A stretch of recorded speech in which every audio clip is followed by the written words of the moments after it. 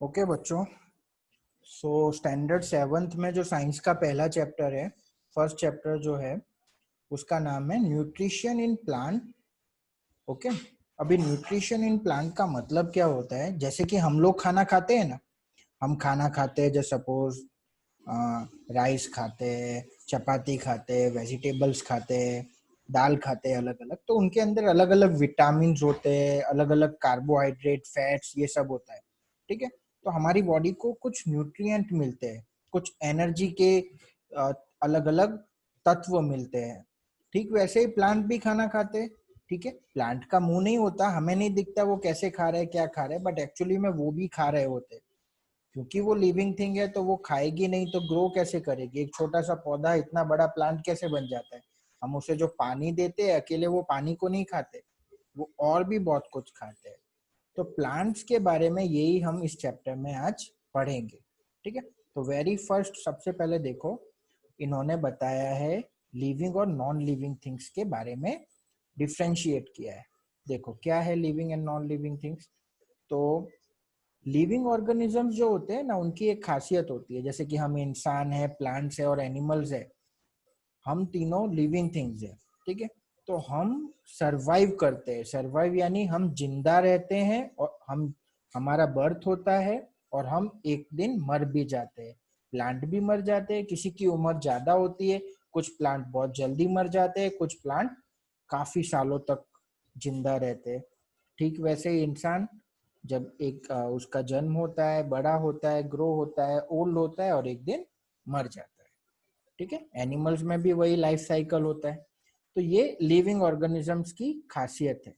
Living organism grow करते हैं, यानी कि सिर्फ वो एक तरह नहीं रहते। जैसे सपोज हम टेबल लेकर आए घर में, हमने घर में एक टेबल लेकर आए हम, तो क्या वो टेबल ग्रो करेगा? नहीं करेगा ना, क्योंकि ना तो वो सांस ले सकता है, ना कुछ खा सकता है। तो लिविंग ऑर्गेनिजम्स क्या होते हैं, वो सांस ले सकते हैं, वो खा सकते हैं और वो ग्रो कर सकते हैं। ठीक है, लिविंग और सेकेंड पॉइंट हम देखें ध्यान से, तो उसमें क्या लिखा हुआ है? Living organism reproduce, respond to the environment and also adapt. ठीक है, लिविंग ऑर्गेनिजम्स जो होते हैं वो रिप्रोड्यूस करते हैं, मतलब लिविंग ऑर्गेनिज्म होते हैं, उनके बाद वो जब बर्थ करते हैं फिर बड़े होते हैं। ठीक है, बड़े होके फिर उनकी शादी होती है, फिर उनके बच्चे होते हैं, फिर वो बड़े होते हैं, फिर वो बड़े होके उनकी शादी होती है, फिर वो उनके बच्चे होते हैं। तो ऐसे ऐसे लाइफ चलती रहती है। रिप्रोड्यूस का मतलब वो अपने बेबीज पैदा कर सकते हैं।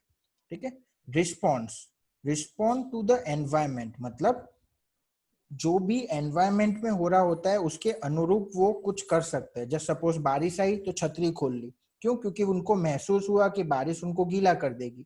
जैसे सपोज गर्मी लगी तो फैन चालू कर दिया, क्यों? क्योंकि लिविंग ऑर्गेनिज्म महसूस करती है, फील करती है और एनवायरमेंट में जो हो रहा है उसके अनुसार अपने आप को बदल सकते हैं, अपने आप रिस्पॉन्स कर सकते हैं। ठीक है, एंड ऑल्सो एडेप्ट। ठीक है, जस्ट सपोज विंटर चल रहा है तो अगर कोई टेबल या चेयर है, वो अपने आप को ब्लैंकेट में खुद थोड़ी डाल देगा, क्योंकि उसे उसे थोड़ी ठंड लगेगी, उसे कुछ महसूस ही नहीं होगा, क्योंकि वो तो हमारे अंदर है। लिविंग ऑर्गेनिज्म महसूस कर सकते हैं।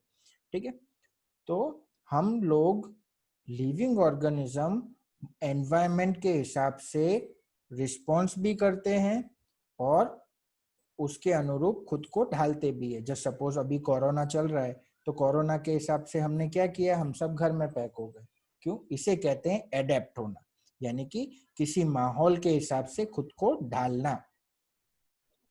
Third point is living organism respire and excrete as well. ठीक है, हम लोग सांस लेते हैं, खाते हैं, पीते हैं। ठीक है, और खाने के बाद जो खाने से हमें एनर्जी मिलती है, या प्लांट्स, एनिमल, सबके लिए है ये, खाने के बाद जो हमारे खाने के सारे न्यूट्रिएंट्स जो हमारी बॉडी एब्जॉर्ब कर लेती है, उसके बाद खाने के अंदर कुछ वेस्ट प्रोडक्ट भी होता है। जैसे सपोज हम ऑक्सीजन लेते हैं तो हमारी नाक से कार्बन डाइऑक्साइड भी बाहर जाता है। हमारी सांस की सिर्फ एक प्रोसेस नहीं होती अंदर लेना, अंदर लेने के बाद वो बाहर भी जाती है।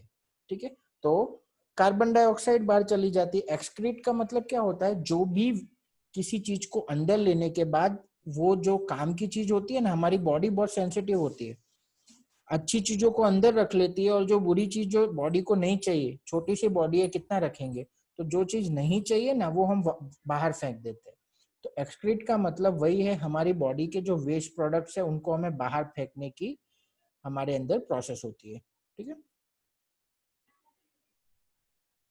सेल, अभी सेल क्या होता है मालूम है? जब हम घर बनाते हैं तो एक छोटी सी ईंट से हमारी शुरुआत होती है, छोटी सी ब्रिक होती है, उसको रखते हैं, फिर दूसरी ब्रिक ब्रिक को रखते हैं, तीसरी, वैसे वैसे दीवार बन जाती है।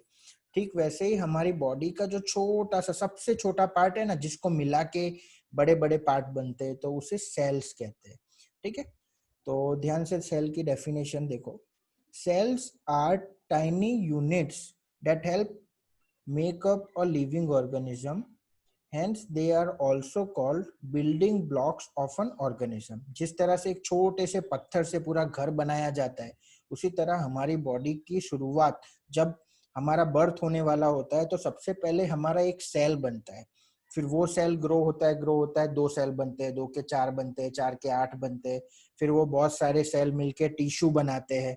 फिर बहुत सारे टिश्यू मिलके एक ऑर्गन बनाते हैं। जैसे सपोज ये हाथ हमारा ऑर्गन है, ठीक है। बहुत सारे ऑर्गन मिलके ऑर्गन सिस्टम बनाते हैं, जैसे कि जस्ट सपोज डाइजेस्टिव सिस्टम है खाने का, जो हम खाना खाते हैं, खाना खाने के बाद बहुत सारी एनर्जी हमें मिलती है, तो वो डाइजेस्टिव सिस्टम में बहुत सारे ऑर्गन्स प्रेजेंट होते हैं। मुंह होता है, हमारी टंग होती है, हमारा फूड पाइप होता है, उसके बाद हमारा स्टमक होता है, लार्ज इंटेस्टाइन, स्मॉल इंटेस्टाइन, ये सब होता है। तो इस तरह से हमारा शरीर बना हुआ है, लेकिन शरीर बनने की शुरुआत कहाँ से होती है? एक छोटे से सेल से। तो इसलिए सेल को बिल्डिंग ब्लॉक्स, हमारी जिंदगी का सबसे छोटा और अहम हिस्सा क्या है? सेल है। ठीक। सेल बेसिकली 3 पार्ट से बना हुआ है। ठीक है।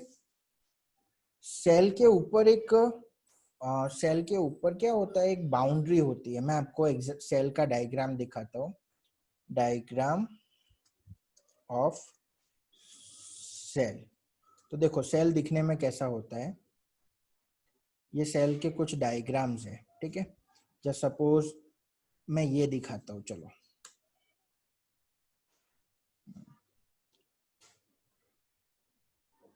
ये रहा सेल का डायग्राम। तो ये सेल के ऊपर ये जो स्ट्रक्चर दिख रहा है आपको, ये छोटा सा ऊपर स्ट्रक्चर जो है, ये बाउंड्री, ये सेल बाउंड्री होती है, इसको सेल वॉल कहते हैं। ठीक है।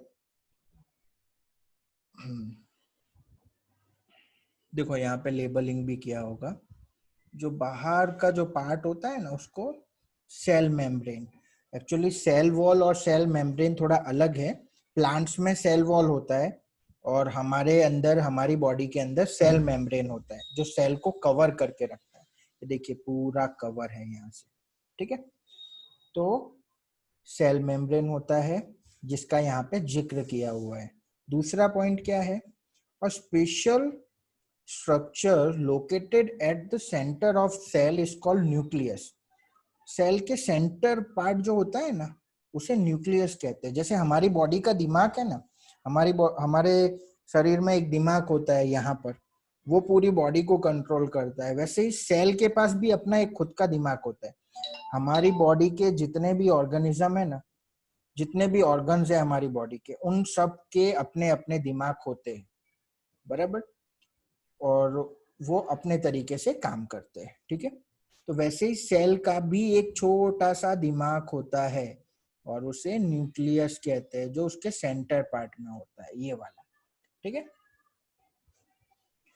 और jelly like substance that surround a nucleus called cytoplasm. और ये जो सेल के न्यूक्लियस के आसपास जितनी भी जगह है ना, ये जेली लाइक सब्सटेंस होती है। इसमें बहुत सारी चीजें प्रेजेंट होती है, माइक्रो, ठीक है, सेंट्रोसम, लाइजोसम, ठीक है। फिर ये सब जो चीजें इसमें प्रेजेंट दिख रही है ना आपको, ये सारी सेल के न्यूक्लियस के चारों तरफ होती है। ठीक है। सेल मेम्ब्रेन, ये सेल मेम्ब्रेन और न्यूक्लियस के बीच में जो जितनी भी चीज है, इसे साइट, इस एरिया को साइटोप्लाज्म कहते हैं। इसमें बहुत सारी चीजें होती है। ठीक है। Single and multi cellular organism, 2 तरह के ऑर्गेनिज्म होते हैं। एक सिंगल सेल वाले होते हैं जो एक ही सेल से बने होते हैं। जैसे कि ध्यान से ये डेफिनेशन देखो, organism that are made up of just one cell are called single celled और unicellular organism। ऐसे ऑर्गेनिज्म इस दुनिया में, ऐसे छोटे छोटे लिविंग ऑर्गेनिज्म है, जैसे सपोज ये हमारा कोरोना है, ये क्या है, ये हो सकता है एक ही सेल से बना हो, बहुत छोटा है ये, ठीक है। अभी मुझे पता नहीं है कि एक सेल से बना है, दो से, क्योंकि ये तो अभी साइंटिस्ट को भी नहीं पता। अगर पता होता तो अब तक वैक्सीन बन जाती। बट जो बहुत छोटी छोटी इस दुनिया में ऐसी भी बहुत छोटी छोटी चीजें हैं जो एक ही सेल से बनी होती है। ये सेल हमें दिखाई नहीं देता है, इस सेल के लिए माइक्रोस्कोप यूज करना पड़ता है, ठीक है। तो माइक्रोस्कोप की मदद से ये हम देख सकते हैं, ठीक है। तो जो सेल होते हैं, जो ऐसे ऑर्गेनिज्म होते हैं जो एक ही सेल से बने होते हैं, एक छोटे से सेल से, ठीक है, उस ऑर्गेनिज्म को यूनिसेलुलर या सिंगल सेल्ड ऑर्गेनिज्म कहा जाता है। जैसे एमोइबा, ठीक है, ये वर्ड याद रखना है एमोइबा। ये इसके बारे में साइंस में 10th में, 11th में, 12th में ये इसके ऊपर सारी की सारी रिसर्च की जाती है, क्योंकि एमोइबा जो है वो सिंगल सेल्ड ऑर्गेनिज्म है जिसके बारे में बहुत सारे एक्सपेरिमेंट साइंटिस्ट ने किए। इसका डायग्राम, ये देखो, इसका डायग्राम मैं आपको बताता हूँ। डायग्राम ऑफ एमोइबा, ठीक है। कुछ इस तरह से ये दिखता है। ये देखिए, इस तरह से इसका स्ट्रक्चर होता है। चलो थोड़ा एक्सप्लेन करता हूँ मैं। इसका कहीं मुंह, हाथ, पैर कुछ भी नहीं होता है, ना सांस लेने का कोई, ये पूरा का पूरा एक ही होता है। जब इसके आसपास कोई खाना आता है ना, फूड, तो इस तरह से ये अपना स्ट्रक्चर बनाता है और फिर उस खाने को अंदर ले जाके इस पार्ट को, ये जो पार्ट है इसको ज्वाइन कर देता है। ये जो दिख रहा है ना आपको, एक मिनट, हाँ, ये जो पार्ट है ना, इसको ये ज्वाइन कर देता है। खाना जो होता है वो एकदम अंदर चला जाता है उसका। इसी तरह वो खाने का जो वेस्ट मटेरियल होता है वो बाहर फेंक देता है। तो ये सिंगल सेल्ड ऑर्गेनिज्म है, सिंगल सेल ही है। ये पूरी की पूरी इसकी बॉडी है, ना हाथ है, ना पैर है, ना कुछ है। इसमें भी ध्यान से हम देखें तो ये जो सेंटर पार्ट है सेल के अंदर, इसे न्यूक्लियस कहते हैं, और ये जो बाउंड्री है सेल की, इसे सेल मेम्ब्रेन कहते हैं, ठीक है। और जो न्यूक्लियस और सेल मेम्ब्रेन के बीच वाला इलाका है उसे साइटोप्लाज्म कहते हैं, ठीक है। तो एक तो हो गया यूनिसेलुलर ऑर्गेनिज्म, ठीक है, जिसकी जो फॉर एग्जांपल एमोइबा था। दूसरे ऑर्गेनिज्म ऐसे होते हैं जो एक से ज्यादा सेल से बने होते हैं। जैसे हम लाखों करोड़ों सेलों से बने हुए, और हमारी बॉडी में तो हर दिन कितने ही सेल, 100,000 सेल मर जाते हैं और 100,000 सेल पैदा हो जाते हैं, ठीक है। ये सेल वगैरह बनते कहाँ से? जो हम खाना खाते हैं ना, उसकी एनर्जी से। अगर हम खाना नहीं खाएंगे, पुराने सेल तो मर जाएंगे। सेल की भी जैसे हमारी एक जिंदगी होती है ना, कि भाई हम अगर हेल्दी हैं तो 70 ईयर्स या 80 ईयर्स जी पाएंगे, वैसे ही सेल्स अगर हेल्दी हो या ना हो, उनकी एक लाइफ होती है, 1 दिन की, 2 दिन की। अलग अलग सेलों की अलग अलग की होती है। कुछ सेल होते हैं जो हमारे साथ ही खत्म होते हैं, कुछ सेल होते हैं जो हर रोज पैदा होते हैं और हर रोज मरते हैं। तो सेल मर जाए और फिर हम खाना वाना खाए नहीं, हम हेल्दी फूड ना खाए, हम जस्ट सपोज पिज्जा बर्गर ही खाए जा रहे हैं, तो वो नए सेल बनेंगे कहाँ से? इसीलिए हर तरह का खाना खाने को हमारे पेरेंट्स, हमारे टीचर्स या हमें डॉक्टर्स सजेस्ट करते हैं। क्यों? क्योंकि हर रोज हमारी बॉडी में कितने ही सेल पैदा होते हैं और कितने ही सेल मरते हैं, क्योंकि हम मल्टी सेलुलर ऑर्गेनिज्म हैं। हम एक नहीं, हजारों सेलों से बने हुए हैं। तो ऐसे ऑर्गेनिज्म जो एक से ज्यादा सेल से बने होते हैं, उनको मल्टी सेलुलर ऑर्गेनिज्म कहा जाता है। इंसान, प्लांट्स और एनिमल जो है, जिनको भी आप देख सकते हो ना, आप कभी भी एक सेल को नहीं देख सकते हो, ठीक है। तो आप जिन भी चीजों को देख सकते हो, ऑफ कोर्स जो भी लिविंग थिंग आप देख रहे हो, वो सब ऑर्गेनिज्म, मल्टी सेलुलर ऑर्गेनिज्म ही है। ओके। न्यूट्रिशन। अभी न्यूट्रिशन क्या होता है, ध्यान से देखो।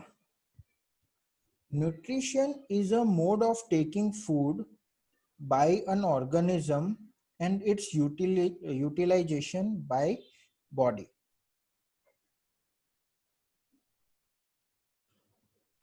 ओके तो अभी न्यूट्रिशन का मतलब क्या होता है, ये डेफिनेशन तो हमने पढ़ ली, बट इसका मतलब क्या है? हर एक जानवर या हर एक लिविंग ऑर्गेनिज्म होता है ना, उसका खाने का तरीका अलग अलग होता है.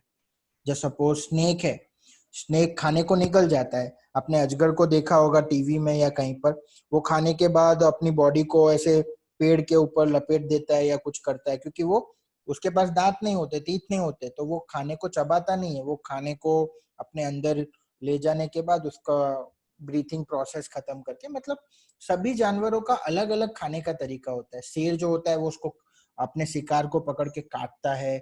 गाय जो होती है वो चिंगम की तरह ऐसे ऐसे मुंह चलाती रहती है. तो सभी जानवरों का, इंसान का तो मोस्टली सेम ही होता है, क्योंकि हम तो ज्यादातर पका हुआ ही खाना खाते हैं, भले हम नॉन वेज खा रहे हो या वेज खा रहे हो. तो सभी लिविंग ऑर्गेनिज्म का खाना खाने का एक अलग तरीका होता है, और उनकी बॉडी में वो खाना अलग तरह की एनर्जी उनको देता है. जस्ट सपोज हॉर्स है तो उसको कौन सी स्ट्रेंथ चाहिए, उसको दौड़ने की, रनिंग की स्ट्रेंथ चाहिए, तो उसको उस तरह का खाना खाना पड़ता है, और उसके अंदर बॉडी प्रोसेसेस ऐसी होती है जो उसको वो स्ट्रेंथ प्रोवाइड करती है. ठीक है. लायन होता है या टाइगर होता है, उनकी बॉडी की रिक्वायरमेंट कुछ अलग होती है, तो वो अलग तरह का खाना खाते हैं और उनको अलग तरह की एनर्जी मिलती है. तो कहने की बात है कि हर एक जानवर या हर एक लिविंग ऑर्गेनिज्म खाने को अलग अलग तरीके से खाते हैं, और अलग अलग तरह से डाइजेस्ट होता है उनकी बॉडी में. तो उसी को न्यूट्रिशन कहते हैं. Nutrition is very important as the nutrients from the food consumed enables living organism to build their bodies and growth. ठीक है, ये बहुत इंपॉर्टेंट प्रोसेस है. जैसा कि मैंने आपको बताया था थोड़ी देर पहले कि हर दिन कितने ही सेल मरते हैं, कितने ही सेल पैदा होते हैं. ठीक है. हमारी बॉडी को ग्रो करने के लिए, ग्रो कहाँ से होगी? कोई भी चीज, जैसे सपोज हम मकान बना रहे हैं, वो नॉन लिविंग थिंग की बात करते हैं, तो वो मकान बड़ा कैसे बनेगा, घर बड़ा कैसे बनेगा? उसमें और ईंटें लगानी पड़ेगी, उसमें और जमीन लगानी पड़ेगी, उसमें और सीमेंट लगानी पड़ेगी, तभी तो वो मकान बड़ा होगा ना. ठीक वैसे ही हमारी बॉडी की भी कुछ रिक्वायरमेंट्स है, तो हमारी बॉडी को भी ग्रो होने के लिए कुछ चाहिए ना. जैसे सपोज अंदर का कुछ कुछ भी जो अंदर चाहिए वो कहाँ से आएगा? वो कहाँ से आएगा? जो हम खाना खाएंगे. हमारी बॉन्स बड़ी होगी, हम कैल्शियम वाला ज्यादा खाना खाएंगे, तब हमारा ब्लड ज्यादा होगा. जब हम आयरन वाला खाना खाएंगे, आयरन मतलब लोहे को नहीं खाना है, ऐसे फूड होते हैं जिसमें आयरन ज्यादा मौजूद होता है, वो खाना है. ठीक है. तो फ्रूट्स खाने, जिससे विटामिन और सब कुछ हो. तो जो हम खाना खाते हैं उसके आधार पे हमारी बॉडी ग्रोथ डिपेंड होती है. ठीक है. Nutrition helps to repair damage part और ऑर्गन्स. ठीक है. अब इसका क्या मतलब है? जो हम खाना खाते हैं ना, जो हम खाना खाते हैं वो हमारे बॉडी पार्ट्स को डैमेज जो भी हो गया होता है. जैसे सपोज हमें चोट, जैसे सपोज हमारा एक्सीडेंट हो गया या हम खेलते खेलते गिर गए, तो आपने देखा होगा कुछ लोगों को चोट ही नहीं लगती, या कुछ लोगों को चोट लगती है तो खून निकलता है और बहुत देर तक बहता रहता है, बहता रहता है, बहता रहता है. कुछ दूसरा लड़का गिरा होता है, उसको वो भी उतने ही तेज गिरा हुआ है, लेकिन उसका खून निकला थोड़ी देर बाद बंद हो गया. ठीक है. एक सीढ़ी से गिरा, वो 15 दिन से हॉस्पिटल में है, और एक सीढ़ी से गिरा, उसे कुछ नहीं हुआ. तो ये किस पे डिपेंड करता है? हमारी बॉडी के अंदर जो ये सब प्रोसेसेस होती है, जो हमारे डैमेज पार्ट को ठीक करती है, ऑर्गन को ठीक करती है. तो किस तरह का हम खाना खा रहे हैं, कैसा खाना खा रहे हैं, उसके आधार पे ये सब चीजें डिपेंड करती है. अभी जैसे कि कोरोना चल रहा है, तो नहीं, डॉक्टर्स कहते हैं कि हेल्दी फूड खाओ और विटामिन सी वाला खाओ, क्योंकि वो विटामिन सी हमारा इम्यून सिस्टम, बीमार होने की, बीमारी से लड़ने की ताकत बढ़ाता है वो.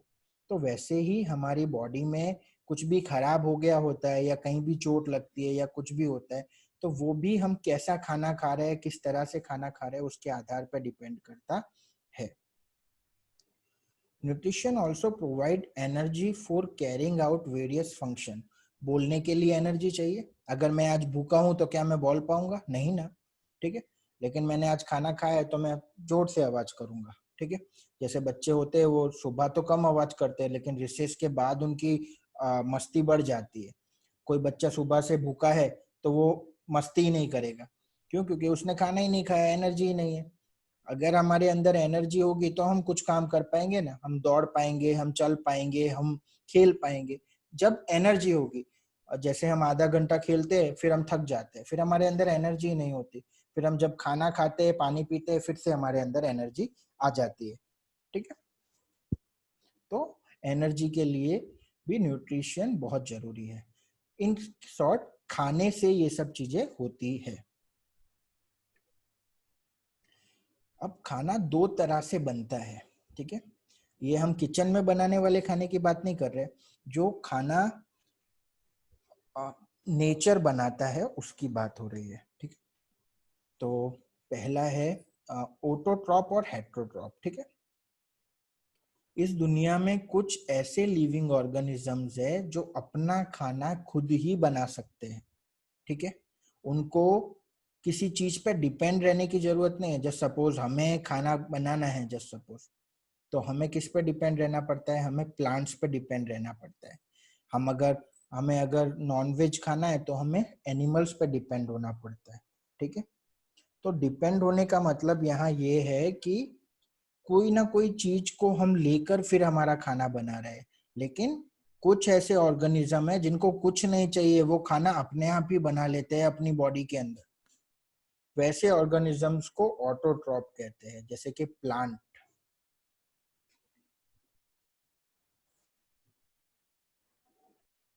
ओके। सो प्लांट्स जो होते हैं वो ऑटोट्रॉप होते हैं, यानी वो अपना खाना खुद बनाते हैं, ठीक है। हम क्या देते हैं उनको? पानी देते हैं। अगर पानी भी कब देते हैं? जब हम वो अपने घर में हमने छोटे मोटे प्लांट्स लगाए होते हैं तो। वरना पानी भी वो नेचर से ले लेते हैं। जब बारिश आती है अपने आप वो उनको मिल जाता है और वो अपने आप अपना प्लांट अपने ही अंदर बना लेते हैं। उनको किसी चीज की जरूरत नहीं होती, उनको ना मार्केट जाना होता सब्जी खरीद के लानी होती, ना उनको गैस चाहिए, ना कुछ चाहिए। वो अपना खाना नॉन लिविंग थिंग्स से बनाते हैं, कार्बन डाइऑक्साइड से बनाते हैं, वाटर से बनाते हैं, और सनलाइट जो उनको मिलती है ना, लाइट एनर्जी मतलब सनलाइट जो सन देता है उनको, उससे बनाते हैं, ठीक है। हमारे घर में भी प्लांट जो रखे होते हैं उसको हम नहीं धूप में रखते हैं ताकि वो उसको वो सनलाइट मिल सके, ठीक है। तो प्लांट अपनी फोटोसिंथेसिस की प्रोसेस से अपना खाना बनाते हैं। बाद में आएगा फोटोसिंथेसिस, तब मैं एक्सप्लेन करूंगा। दूसरे तरह के ऑर्गेनिज्म वो होते हैं जो दूसरी चीजों पे डिपेंड करते हैं, यानी कि हम अपने खाने के लिए, जैसे हम इंसान हैं, हम अपने खाने के लिए, अगर हम वेजिटेरियन है तो हम प्लांट्स पे डिपेंड करेंगे अपने खाने के लिए, और अगर हम नॉन वेजिटेरियन है तो हम किस पे डिपेंड करेंगे? एनिमल्स पे डिपेंड करेंगे अपने खाने के लिए। So organism that rely on others and usually take in ready-made food made by autotrophs. हम ऑटोट्रॉप्स के द्वारा बनाए हुए फूड पर या किसी और चीज पर डिपेंड करते हैं, वैसे ऑर्गेनिज्म को हेट्रोट्रॉप्स कहते हैं। हेट्रोट्रॉप्स के एग्जांपल्स है एनिमल्स एंड ह्यूमन बीइंग। हम तीन ही लिविंग ऑर्गेनिज्म है इस दुनिया में, एक प्लांट है, एक एनिमल है और एक ह्यूमन बीइंग है। एक्चुअली हम भी एनिमल है, बट क्योंकि हमारा विकास इतना हो चुका है पिछले कुछ हजारों सालों में, तो अब हमने खुद को एनिमल से अलग कर दिया है। बेसिकली हम पहले एनिमल ही थे, ठीक है। तो तीन ही लिविंग थिंग्स है, प्लांट्स, एनिमल एंड ह्यूमन। उन तीन में से प्लांट्स को कहा जाता है ऑटोट्रॉप्स, और बाकी जो दो है एनिमल्स और हम ह्यूमंस, वी आर हेट्रोट्रॉप्स, ठीक है। क्योंकि हम अपने खाने के लिए या तो एनिमल पे डिपेंड करते हैं या प्लांट्स पे डिपेंड करते हैं। अभी फोटोसिंथेसिस आ गया। अभी फोटोसिंथेसिस क्या है मैंने थोड़ी देर पहले बताया था। प्लांट अपना खाना एक प्रोसेस के द्वारा बनाते हैं, उस प्रोसेस को फोटोसिंथेसिस प्रोसेस कहा जाता है। Photosynthesis is a process of synthesis of food by green plant. Green plant जो होते हैं, ओनली ग्रीन प्लांट ही, जिनके पास ग्रीन प्लांट की कुछ खासियत है वो नीचे आएगी बताऊंगा। तो ग्रीन प्लांट एक खास प्रोसेस जिसका नाम फोटोसिंथेसिस है, उसकी मदद से अपना खाना खुद बना सकते हैं। Okay, this process usually take place in leaf of plant. Plant की जो लीफ होती है ना, उसको जैसे हमारे घर में एक किचन होती है, एक स्पेसिफिक प्लेस होती है, वहां पे मम्मी खाना बनाती है, मम्मी पापा या दादा दादी कोई भी बना रहा है खाना, उसका वो मैटर नहीं करता, बट एक प्लेस होती है किचन। सेम सेम वैसे ही प्लांट्स को के अंदर भी एक किचन होती है जो उनकी लीफ होती है। प्लांट की लीफ को किचन ऑफ द प्लांट कहा इसलिए ही जाता है क्योंकि वहां पर ही खाने बनने की प्रोसेस होती है, और ये सिर्फ ग्रीन लीव्स में होता है। क्यों? क्योंकि ग्रीन लीव्स के पास एक स्पेशल चीज होती है जिसका नाम है क्लोरोफिल। अभी ये क्लोरोफिल क्या है? ये क्लोरोफिल ही सनलाइट को ट्रैप करती है, यानी सनलाइट को अपने अंदर खींच लेती है। ठीक है, तो जैसे जस्ट सपोज गैस नहीं है हमारे घर में, तो हम क्या खाना बनाएंगे? ठीक वैसे ही प्लांट के पास अगर सनलाइट ना हो तो वो खाना नहीं बना सकता। और वो सनलाइट कहाँ से आती है? क्लोरोफिल जो ग्रीन प्लांट्स के पास होता है, एक पिगमेंट होता है। जैसे हमारे बॉडी में बहुत सारे पिगमेंट है, हमारा रेड ब्लड क्यों है? क्योंकि हमारे अंदर एक पिगमेंट है हेमोग्लोबिन नाम का। ठीक वैसे ही प्लांट के पास एक पिगमेंट होता है लीफ के पास, क्लोरोफिल नाम का, और वो पिगमेंट लाइट को ट्रैप करता है, और तब सनलाइट, कार्बन डाइऑक्साइड और वाटर को मिलाकर खाना बनाता है। इस प्रोसेस को फोटोसिंथेसिस कहते हैं। फोटोसिंथेसिस का डायग्राम अभी मैं आपको दिखाता हूँ।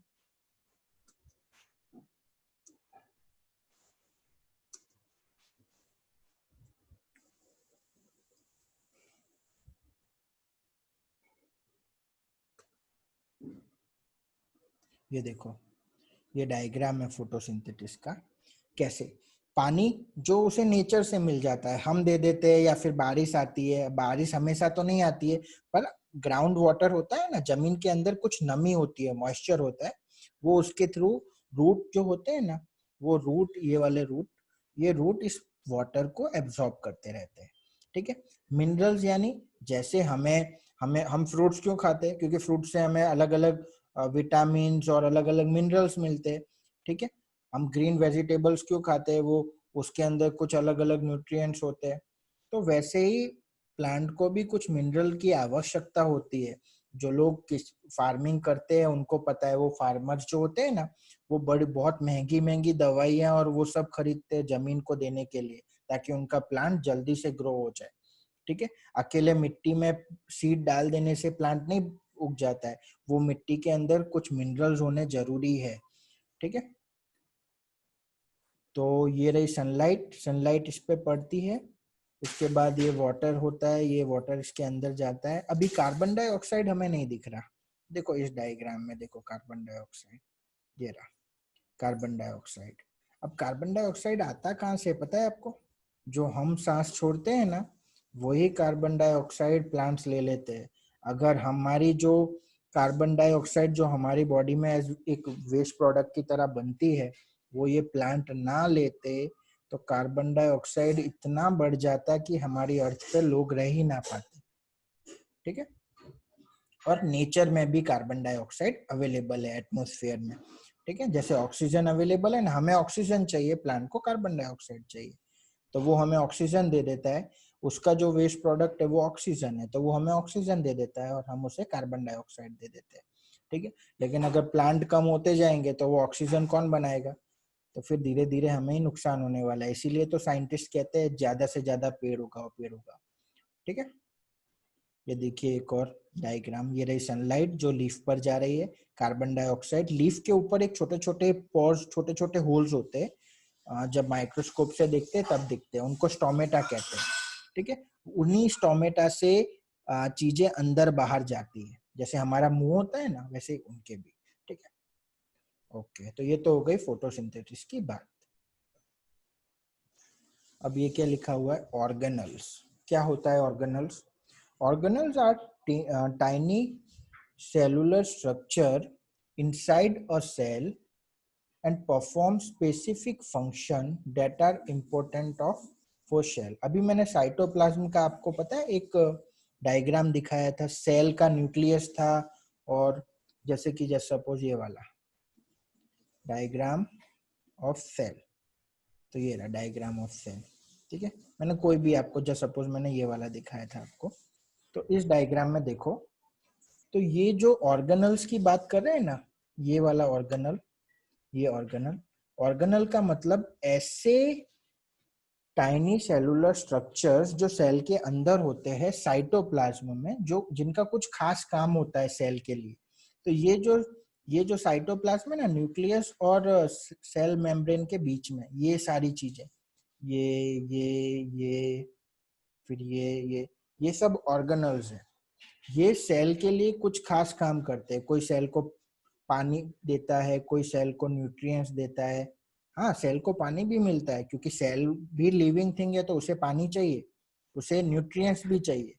और सेल का कुछ खास मकसद होता है। जैसे सपोज किसी सेल का मकसद है कीटाणुओं से लड़ना, किसी सेल का मकसद है एनर्जी देना। तो ये सेल के जो भी काम होते हैं, ये सेल की सेना होती है ऑर्गेनल्स, ये सेल की सेना होती है, सेल को वो काम करने में मदद करती है, ठीक है। They are found in the cytoplasm of a cell, हम पढ़ चुके हैं ये। Example, chloroplast is a cell organelle that carries out photosynthesis. Chloroplast कहाँ से आया? क्लोरोफिल जो था ना, उसी के अंदर ये क्लोरोप्लास्ट होता है, ठीक है। ओके, क्लोरोप्लास्ट देखो इसका आ गया। Chloroplast is a type of organelle that exist in plant. ये हम ह्यूमन बींग्स में नहीं होता, हमें सनलाइट को ट्रैप करने की जरूरत नहीं है क्योंकि हमें फोटोसिंथेसिस नहीं करना है, हम हेट्रोट्रॉप्स है। तो प्लांट्स के अंदर होता है ये। दिस ऑर्गेनल कंटेन क्लोरोफिल, इनके पास क्लोरोफिल होता है, वो जो मैंने बताया था अभी। ये एक ग्रीन कलर पिगमेंट होता है जो रिस्पॉन्सिबल होता है प्रोसेस ऑफ फोटोसिंथेसिस के लिए, ठीक है। ये ग्रीन कलर का पिगमेंट होता है जो ग्रीन लीव्स में ही होता है, और यही इसी के कारण से फोटोसिंथेसिस प्रोसेस सक्सेसफुली हो पाती है, ठीक है। अब हम पढ़ेंगे क्लोरोफिल के बारे में थोड़ा डिटेल में। Okay, so chlorophyll is a pigment that is responsible for the synthesis of food in green plant, हम ये पढ़ चुके हैं, ठीक है। This pigment green color to its barriers and it's abundantly found in leaves. Leaves में बहुत सारा ये present होता है. Chlorophyll is locked inside the chloroplast. Chlorophyll chloroplast के अंदर होता है। देखो एक बार ध्यान से समझो, लीफ होती है, लीफ के अंदर क्लोरोप्लास्ट होता है, और क्लोरोप्लास्ट के अंदर होता है क्लोरोफिल, ठीक है। ओके, अभी फोटोसिंथेसिस में होता क्या है, कार्बन डाइऑक्साइड जो होती है, जो मैंने कहा था लीफ के ऊपर छोटे छोटे होल्स होते हैं, उस होल्स में से कार्बन डाइऑक्साइड वो एब्जॉर्ब करते हैं, अपने अंदर लेते हैं। लीफ के ऊपर छोटे छोटे होल्स होते हैं। देखो स्टोमेटा में, स्टोमेटा का डायग्राम आपको दिखाता हूँ, डायग्राम ऑफ स्टोमेटा, ये रहा स्टोमेटा का डायग्राम। तो ये लीफ का कुछ इस तरह का स्ट्रक्चर होता है, इसके ऊपर छोटे छोटे होल्स होते हैं, ये रहा, ठीक है।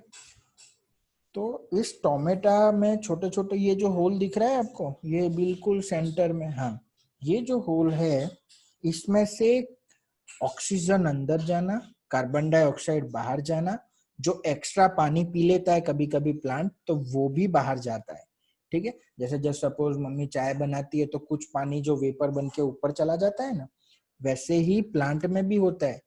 वो कभी कभी हम ज्यादा पानी डाल देते हैं, तो जो एक्स्ट्रा पानी होता है ना, वो इन होल्स में से ही बाहर जाता है, और इन्हीं होल्स में से कार्बन डाइऑक्साइड अंदर जाती है और ऑक्सीजन बाहर आती है स्टोमेटा में से, ठीक है। तो कार्बन डाइऑक्साइड वो अंदर ले लेता है।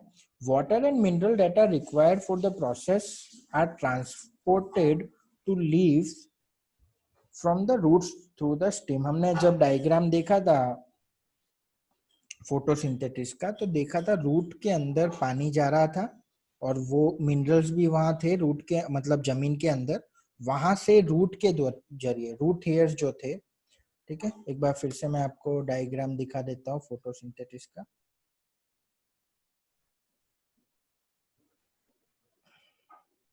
ये रहा, ये रहे, पानी और मिनरल जो है वो यहाँ जमीन में होते हैं, और रूट हेयर, ये जो छोटे छोटे रूट है, इनके छोटे छोटे जो ब्रांचेस है ना, उनको रूट हेयर्स बोलते हैं। इसके जरिए वो ऊपर तक चढ़ता है, ठीक है।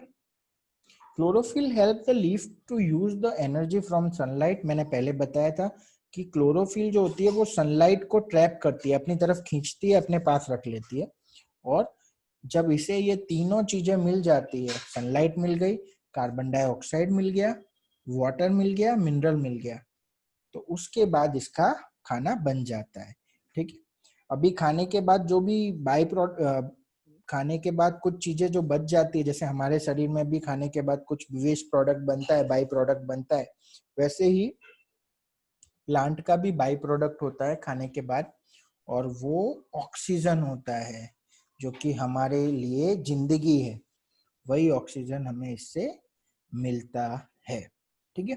तो आज की फर्स्ट वीडियो में बस इतना ही। इस चैप्टर का पार्ट 2 हम नेक्स्ट वीक पढ़ेंगे, नेक्स्ट लेक्चर में।